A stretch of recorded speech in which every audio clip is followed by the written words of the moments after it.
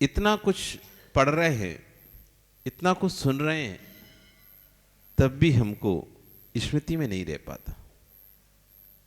ऐसा नहीं कि आप पुरुषार्थ नहीं करते, पढ़ते नहीं हो, पढ़ते हो, बहुत पुरुषार्थ करते हो, लेकिन फिर भी स्मृति में नहीं रहता, भूल जाते। ज्ञानावर्णी कर्म हो रहा है हमको। सब कुछ जानने के बाद भी कुछ याद नहीं रह पाता। आप सोचते हम कहाँ बंद करते हैं, किसी को तो हमने ज्ञान में आवरण डाला नहीं, किसी को तो रोका टोकी करते नहीं। जिसको जो पढ़ना है पढ़ता रहता है। हम तो किसी को बोलते भी नहीं है कि तुम मत पढ़ो, लेकिन आप भूल गए आपने किसी के ज्ञान में तो आवरण नहीं डाला। एक कर्म को एक कर्म के एक कार्य के कई सहकारी कारण होते हैं।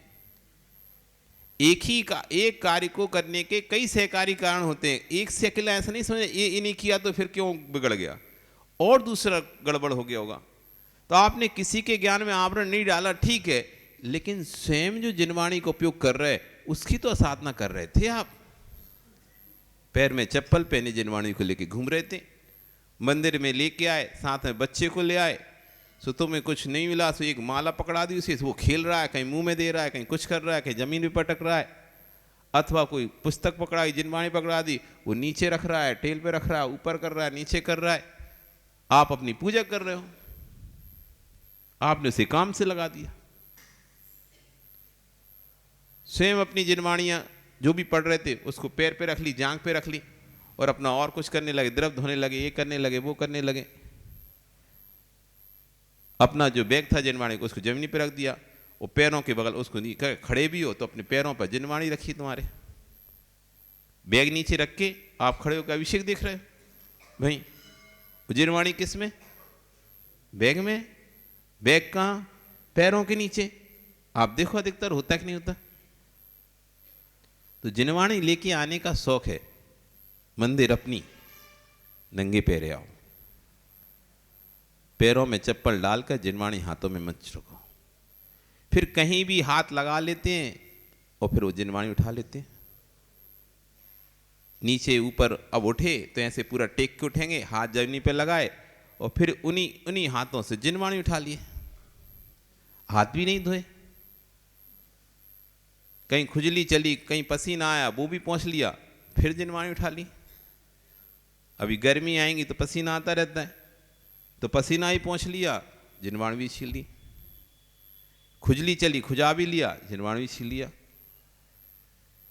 नाभि से नीचे हाथ जाता है,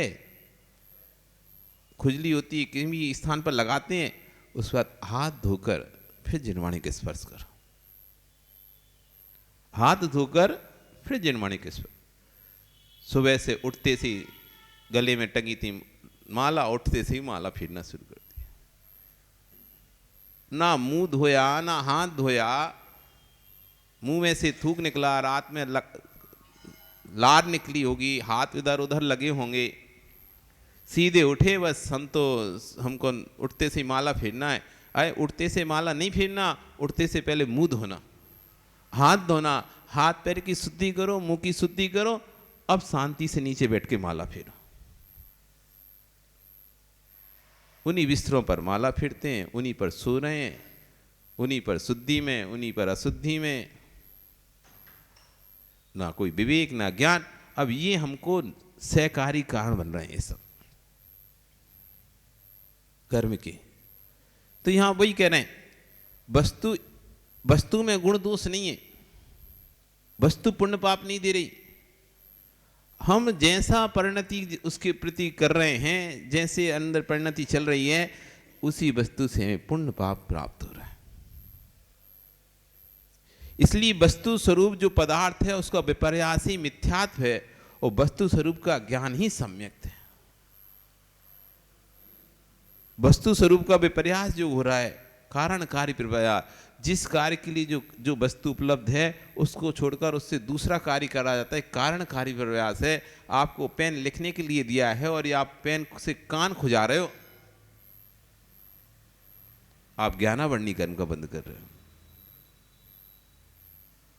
खुजली चली, कान में निकाला पेन और ऐसे ऐसे करने लगे। करते नहीं करते? ये ज्ञानावरणी कर्म बन रहा है आपको। ये ज्ञान का उपकरण था, ये लेखन के लिए था, आपने कारण कार्य प्रयास कर दिया। इसका कार्य लेखन था, इसके लिए कारण लेखनी थी, ना कि कान खुजाने के लिए थी। नींद आ रही थी, सो सिर के नीचे रख के सो गए ग्रंथ पुस्तक। ये कारण कार्य प्रयास चल रहा है।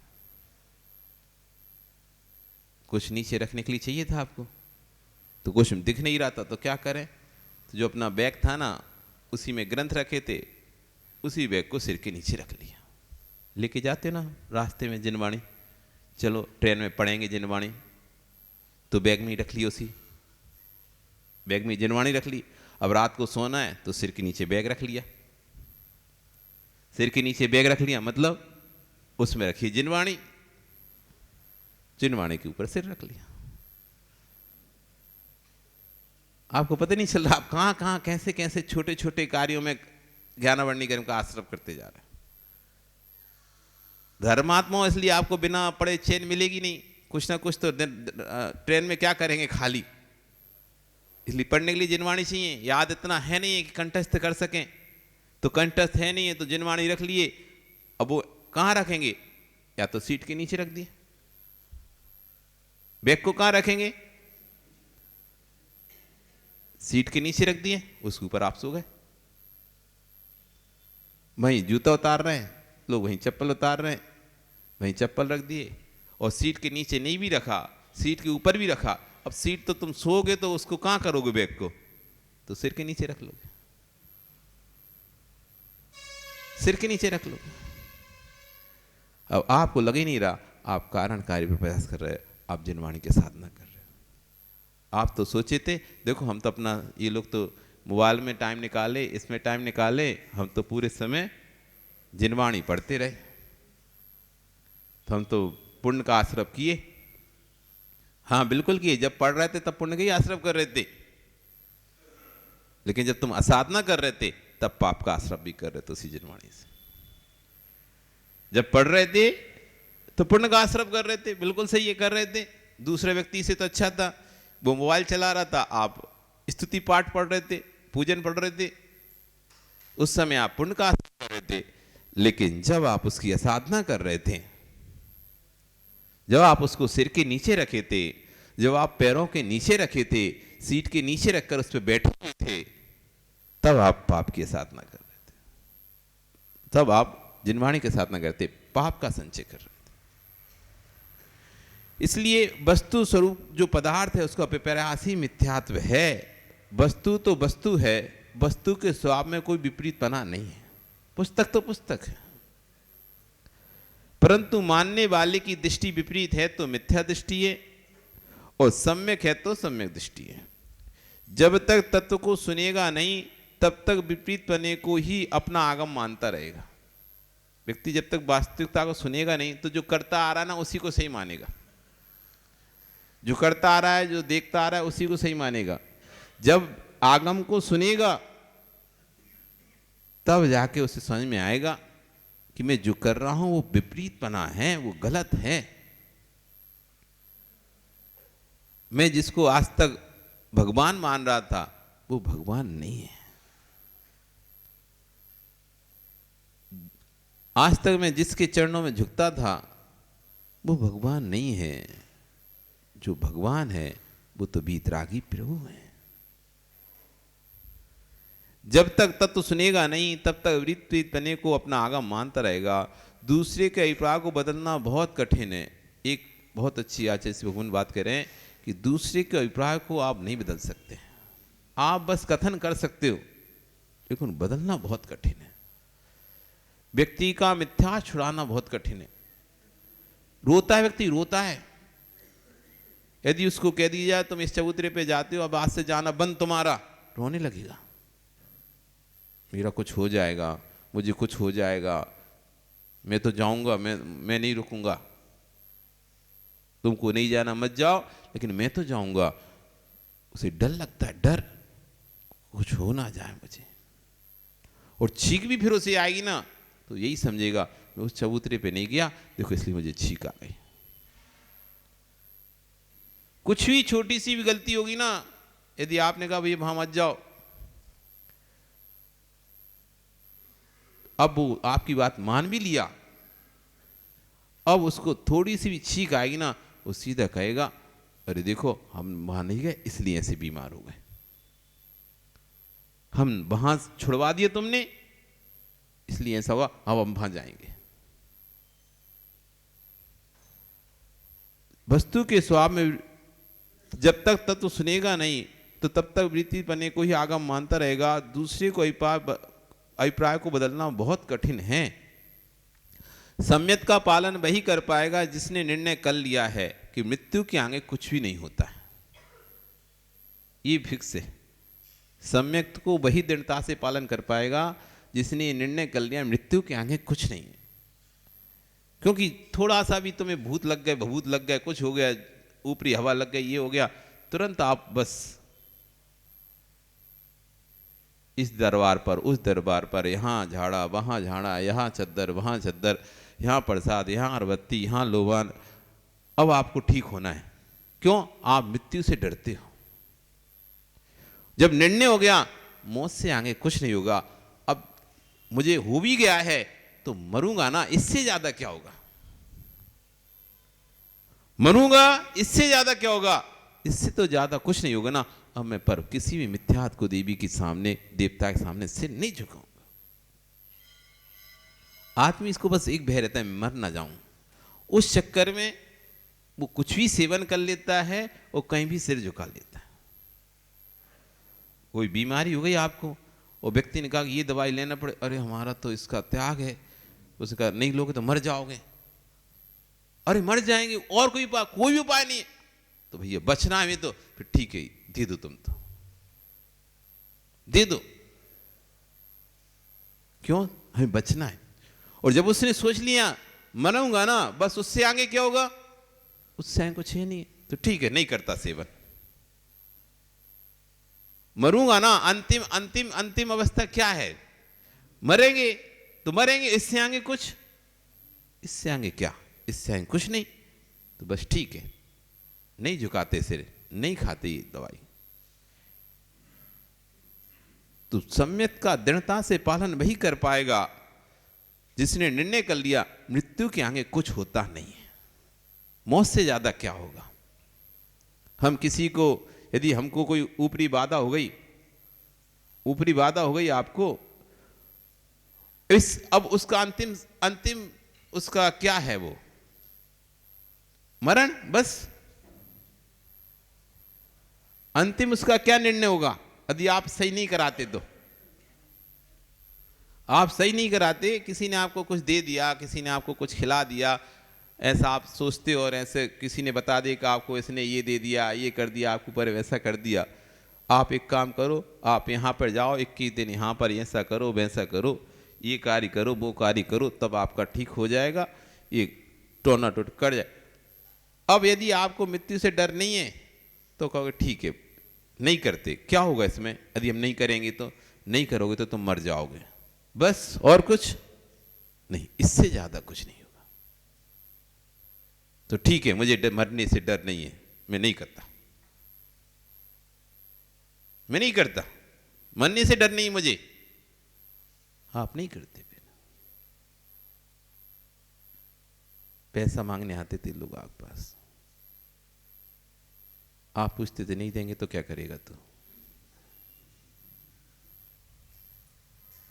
पैसा मांगने आता, कोई पर्ची आती तो आप क्या बोलते, नहीं देंगे तो क्या करेगा, उन्हें गोली मार देंगे, मार दो, नहीं देंगे, इससे ज्यादा क्या करेगा तुम, क्या बोलते, डरते तो अरे अरे नहीं नहीं भी ले जा तू, जो डरता है वो क्या कहेगा, ले जा भी तू मत मार, जो नहीं डरता मैं 4 लोगों को लेके आऊंगा, तुम नहीं दोगे तो ले आ तू 4 लोगों को, जा निपट लेंगे, ऐसे ही तो बोलते ना आप। जब आप निडर होते हो, नहीं देना मुझे नहीं देना, जब आपने ये सेट कर लिया मुझे देना ही नहीं है इसे, अब वो चाहे बंदूक का डर दिखाए चाहे व्यक्तियों का डर दिखाए, आप कहते जो होगा सो देखेंगे, तू आ जा निपट लेंगे, गोली चलाएगा, चला लेने, इससे ज्यादा क्या करेगा। नहीं डरते आप, क्योंकि आपको मरण का भय नहीं है। वहां पर मरण का भय आपका समाप्त हो गया। ऐसे ही जिसको मरण का भय समाप्त हो गया, अब मिथ्या का क्या बिगाड़ पाएगा। अब मिथ्यात्व उसका क्या बिगाड़ पाएगा। मिथ्यात्व का सेवन तो इसलिए करते हैं, मिथ्या देवी देवताओं के पास बस इसलिए जाते हैं, ये पीड़ा, ये संकट, ये कष्ट, ये दूर करने के लिए।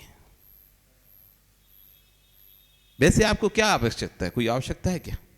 आप तो अपना जीवन जी रहे हो, आप तभी जाती भी नहीं हो, और जाओगे तो कब जाओगे, जब कोई ऊपरी बाधा हो गई, कोई ऐसी परिस्थिति आ गई, तो आप कोई पूछोगे तो वो व्यक्ति कहेगा भैया एक काम करो, वहां चले जाओ, अमुक स्थान पर चले जाओ, वहां पर 7 दिन अगरबत्ती लगाओ तो ठीक हो जाओगे। अब आपको यदि ठीक होना डर है इसका कि मर जाऊंगा यदि ऐसा नहीं करूंगा, तो फिर आप जाओगे, पक्का जाओगे। वो डर नहीं है आपको, नहीं, ये तो नहीं करूंगा, मैं तो भगवान की भक्ति करूंगा, हो गया तो ठीक है, नहीं हुआ तो ठीक है, क्योंकि मृत्यु के आगे फिर कुछ नहीं है। तो जिसको मरण का डर निकल चुका है, मृत्यु के आगे कुछ नहीं होता, जो है सो है। जिसको मृत्यु से डर है वह सम्यक का पालन नहीं कर पाएगा। ऊपर की गाथा में वस्तु स्वरूप की व्याख्या में मिथ्या दृष्टि बहिरात्मा को रख दिया। नीचे की गाथा में कह रहे हैं कि अरिहंत की प्रतिमा विराजमान है। कितने क्षेत्र ऐसे हैं जहां अरिहंत की प्रतिमा की पूजा हो रही है, परंतु नाम अलग दे दिए हैं, लेकिन अरिहंत को पूजने पर भी अरिहंत की पूजा का फल प्राप्त नहीं हो रहा। आप जितनी भी 4 जगह जाओ, आप जो भी हमारे मंदिरों पर कब्जे हुए जैन प्रतिमा है, कहीं नेमिनाथ की प्रतिमा है तो कहीं आदिनाथ की प्रतिमा है, पूछ तो वो भी अरिहंत की प्रतिमा को ही रहे, भले वो उसको दत्तात्रेय बोल दें, चाहे या तिरुपति बोल दें, या फिर कोई और बोल दें, बद्री विशाल, लेकिन है तो क्या, उनको भी पता है जैन प्रतिमा ही है, वो जैन मूर्ति ही है। पूछ तो अरिहंत को वो भी रहे, लेकिन अरिहंत की प्रतिमा का फल प्राप्त नहीं कर पा रहे। अरिहंत की ही आराधना चल रही है, आदिनाथ की ही पूजा, आदिनाथ की ही प्रतिमा है, नेमिनाथ की ही प्रतिमा है, तब भी वस्तु अरिहंत को पूजने पर भी अरिहंत की पूजा का फल प्राप्त नहीं कर पा रहे हैं। एक आप अरिहंत की पूजा कर रहे हो, आप अरिहंत का फल प्राप्त कर रहे हो, वो भी अरिहंत की प्रतिमा का पूजा कर रहे हैं, लेकिन अरिहंत की फल उनका प्राप्त नहीं कर पा रहे। इसलिए ये कभी मत करें बैठना कि मिथ्या दृष्टि जी वस्तु को नहीं जानते। मिथ्या दृष्टि वो भी जानते हैं ये प्रतिमा किसकी है। जो मंदिर पर आज कब्जा करे बैठे हैं, वो भी उनको पता ही नहीं होता ये किसकी प्रतिमा है, वो किसकी पूजा कर रहे हैं, उनको भी पता है ये प्रतिमा किसकी है, पूजा किसकी कर रहे हैं, तब भी उस फल को प्राप्त नहीं कर पा रहे। मिथ्या दृष्टि जीव भी वस्तु को जानते हैं, विपरीत सिद्धांत करके वस्तु का प्रयास करते हैं, बस उसका विपरीत सिद्धांत करते हैं। दुनिया से प्रभावित होने की आवश्यकता नहीं है। आपके पास कमी किस बात की है, आपके पास किस बात की कमी है। ये बकरी वाला स्वभाव बदल दो, उसको कितना भी सुंदर खिला दो, लेकिन दूसरे के खेत से निकलेगी तो जरूर पत्ता तोड़ के खाएगी। बकरी का स्वभाव है, बकरी का स्वभाव है, आप कितना भी उसे खिला दो, लेकिन तुम कहीं से निकाल के ले जाओ बकरी को, जहां जहां झाड़ी दिखेगी वो मुंह पत्ती वो मुंह मार ही लेगी। तो ऐसी आचार्य भगवान कह रहे हैं कि बकरी स्वभाव छोड़ो, तुम्हारे पास कोई कमी नहीं है, तुम्हारे दर्शन में भी सब कुछ है, आयुर्वेद, ज्योतिष, तंत्र, मंत्र, विद्याएं सब कुछ है आपके पास, पर आपको दूसरे की अच्छी लगती है। आपको अपना नमोकार मंत्र पर श्रद्धा नहीं है,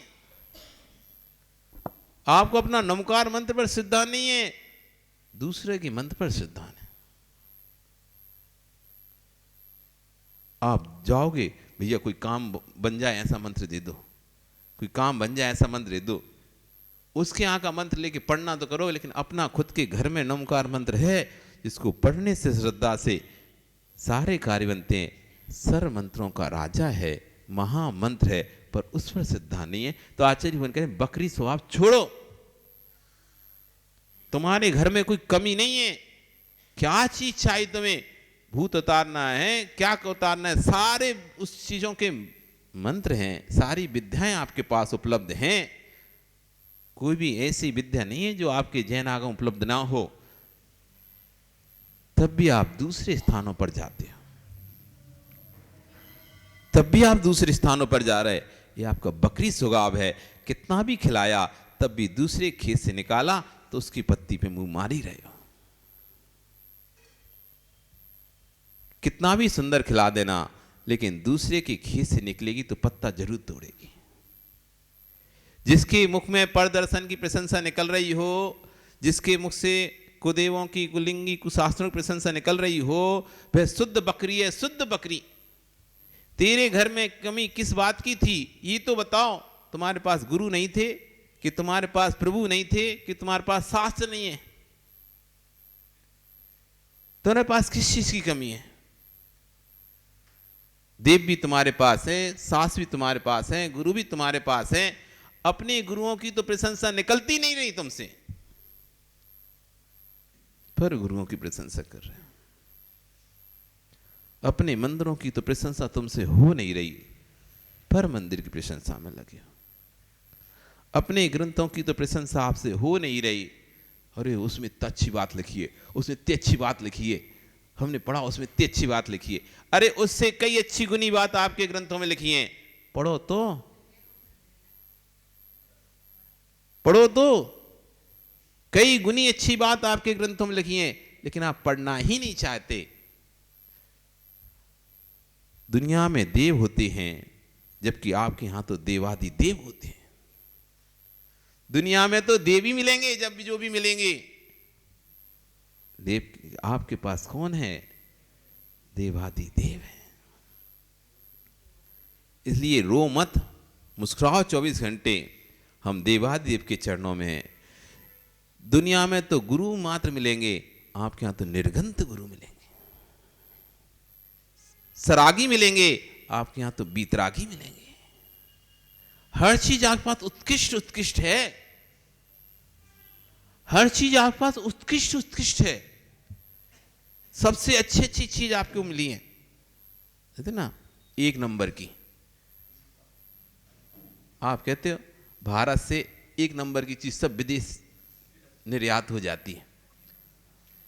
विदेश आयात होती है, निर्यात होती है? निर्यात है ना, भेजना ना, निर्यात हो जाती है। जो भी एक नंबर का आम है, एक नंबर का एप्पल है, एक नंबर की चाय है, एक नंबर का प्रोडक्ट है, कोई भी एक नंबर का प्रोडक्ट, मतलब सबसे अच्छा प्रोडक्ट है, वो सब बाहर से चला जाता है। लेकिन ये भारत के बाहर नहीं जाता है। एक नंबर का प्रोडक्ट जो सिर्फ भारत में ही मिलता है। जितने भी तीर्थंकर हुए, जितने भी महापुरुष हुए, इस भारत की भूमि पर हुआ। एक नंबर का प्रोडक्ट। जितने भी निर्गंध गुरु हैं, सिर्फ भारत की भूमि पर ही हैं, अन्य किसी भूमि पर है ही नहीं है क्या सुरेश? कहीं सुना है क्या? देखा कहीं? तुम गए उत्तम, मलेशिया गए थे तो देख के आ गए, वहां कोई महाराज मिले हो? तो नहीं मिले। कोई थोड़े बहुत भी मिले हो? सुमेर जी तुम कहीं गए विदेश? विदेश में से कोई नहीं रहता तुम्हारा?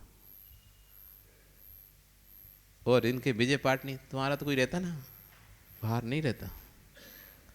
कोई गया है विदेश तुम में से? नहीं गया? तुम गए हो? अच्छा, कहाँ गए? मलेशिया। कहीं मिला कोई महाराज? मिले कोई महाराज? नहीं मिले। आपको मिले कहीं कोई जगह? अमेरिका अमेरिका घूम के आए हो बेटे बेटे के पास, वहां मिले हो? नहीं मिले ना। एक नंबर प्रोडक्ट है। पूरे विश्व में सब प्रकार के व्यक्ति मिल जाएंगे आपको, सब दर्शन के गुरु मिल जाएंगे आपके को। पूरे विश्व में सब दर्शन के गुरु मिल जाएंगे, सब दर्शन के प्रभु मिल जाएंगे, लेकिन दिगंबर गुरु आपको नहीं मिल सकते। सिर्फ एक यही गुरु ऐसे हैं जो भारत के अलावा कहीं भी नहीं दिखेंगे। विदेशी चाय भी तो बना नहीं पाएंगे। हर चीज़ का वो बना लेते, नकली बना लेते, नहीं है तो ये ऐसे कैसी कौन सी चीज़ है कि जो हम नहीं बना सकते, हम नहीं कर सकते। सब आजकल सब एक देश में कुछ बनता है तो दूसरे देश में उसका तैयारी कर लेते, हम भी इसके जैसे करेंगे। वो चांद पे पहुंचे तो हम भी चांद पे पहुंच जाएंगे, वो यहाँ पे पहुंचे तो हम भी, वो मंगल पे पहुंचे तो हम भी मंगल पहुंच जाएंगे।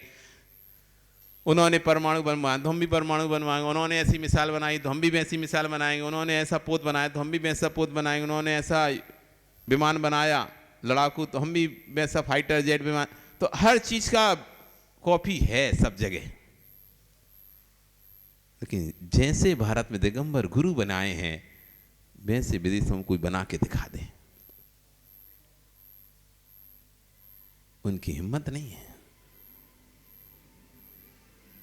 तब भी आपको दूसरी जगह जाना चाहिए, तब भी आपको दूसरी जगह जाना होता है।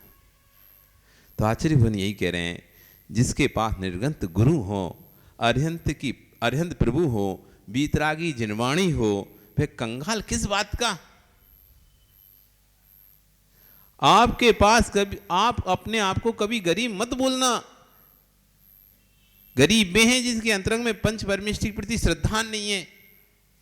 जो पंच परमेष्टि की श्रद्धा से भरा हुआ है वह कंगाल होता नहीं है। जो पंच परमेष्टि श्रद्धा से भरा है वह कभी कंगाल नहीं होता। अरिहंत का भक्त कभी दरिद्री नहीं होता है। आपका समय हो गया, करेंगे कल चर्चा इस विषय पे। अरिहंत का भक्त कभी दरिद्री नहीं होता है। पैसा ना हो चलेगा लेकिन श्रद्धान होना चाहिए उसके अंदर। आएगी इस बात पर चर्चा कल, और चर्चा करेंगे। कल फिर आओगे, पर्या रही तो पुनः फिर चर्चा करेंगे। बोली भगवान महावीर स्वामी की। चल जा वाणी के ज्ञान से सूझे लोकालो।